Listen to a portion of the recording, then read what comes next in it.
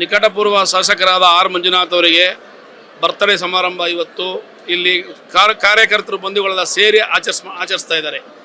ಈ ಈ ಈ ಆಚರಣೆಗೆಲ್ಲ ಅವರ ಅಭಿಮಾನಿಗಳು ಕಾರ್ಯಕರ್ತರೇ ಕಾರಣ. ಅವರು ಇವತ್ತು ಗೆದ್ದಿದ್ದಾರ ಸೋತಿದ್ದಾರ ಅನ್ನೋ ಸ್ಥಿತಿಲಿ ಜನ ನೋಡ್ತಾ ಇದ್ದಾರೆ.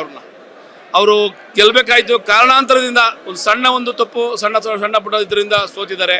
ಆದರೆ 2028ರಲ್ಲಿ ಅವ್ರು ಗೆಲ್ಲೋದ್ರಲ್ಲಿ ಯಾವುದೇ ಸಂಶಯ ಇಲ್ಲ.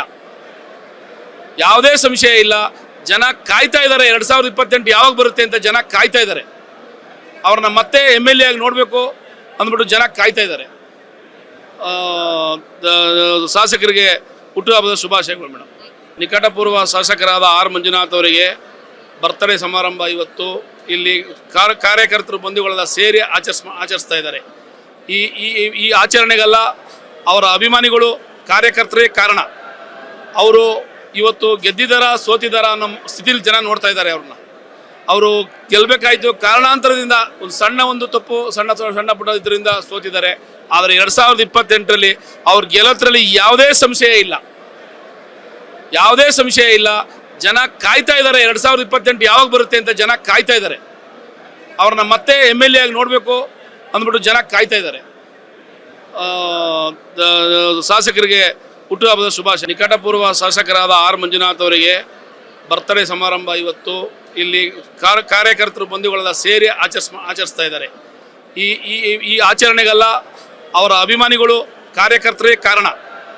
ಅವರು ಇವತ್ತು ಗೆದ್ದಿದ್ದಾರ ಸೋತಿದ್ದಾರ ಅನ್ನೋ ಸ್ಥಿತಿಲಿ ಜನ ನೋಡ್ತಾ ಇದ್ದಾರೆ. ಅವರು ಗೆಲ್ಲಬೇಕಾಯಿತು, ಕಾರಣಾಂತರದಿಂದ ಒಂದು ತಪ್ಪು ಸಣ್ಣ ಪುಟ್ಟ ಇದರಿಂದ ಸೋತಿದ್ದಾರೆ.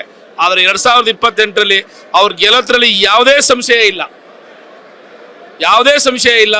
ಜನ ಕಾಯ್ತಾ ಇದ್ದಾರೆ. 2028 ಯಾವಾಗ ಬರುತ್ತೆ ಅಂತ ಜನ ಕಾಯ್ತಾ ಇದ್ದಾರೆ.